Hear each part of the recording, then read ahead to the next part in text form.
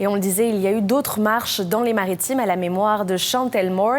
Jean-Philippe, vous avez assisté à la marche à Moncton. Oui, plusieurs centaines de personnes étaient là, Margot, donc pour rendre hommage une dernière fois peut-être à Chantel Moore. Ils ont marché le long du parc riverain. C'était une atmosphère très solennelle. La marche s'est déroulée dans un silence presque total. Ensuite, il y a eu de nombreux discours empreints d'émotion. Des organisateurs ont dénoncé le racisme systémique dont font objet les membres des Premières Nations au Nouveau-Brunswick, mais aussi ailleurs au Canada. Alors, cette marche, elle était escortée par les agents de la GRC et donc on remarquait qu'ils se sont fait assez discrets pendant tout le temps de cette marche-là. On ne les a pas beaucoup vus et somme toute, il n'y avait pas trop d'animosité entre la foule et les forces de l'ordre qui étaient présentes. D'ailleurs, les organisateurs avaient prévenu les participants d'éviter d'appeler ça une protestation ou une manifestation parce que ça ne correspond pas au sens traditionnel de ce que représente une marche de guérison.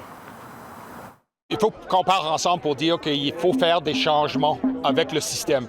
Le système est brisé, puis il faut qu'on fasse des changements. Et il faut que le monde autochtone puis le monde africain-américain soit dans les... Il faut qu'on parle, il faut qu'on ait une voix pour faire des changements.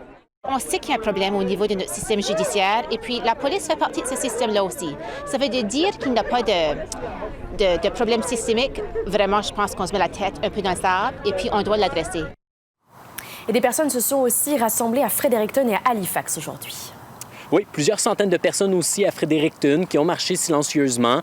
Ils se sont rassemblés devant l'Assemblée législative. Et du côté d'Halifax, là, on parle d'environ 400 personnes quand même qui se sont rassemblées. De ce côté-là, c'était devant l'hôtel de ville de la ville d'Halifax. Et une chose qui marche dans les Maritimes aujourd'hui, plusieurs personnes avaient répondu à l'appel de porter les couleurs jaunes ou dorées. Pourquoi? Eh bien, c'est parce qu'une des expressions préférées de Chantel Moore, c'était « Stay golden », restez vrai, c'est comme ça qu'on pourrait la traduire. Alors voilà, c'était une façon de rappeler un dicton qu'elle aimait bien dire à ses proches et à ses amis.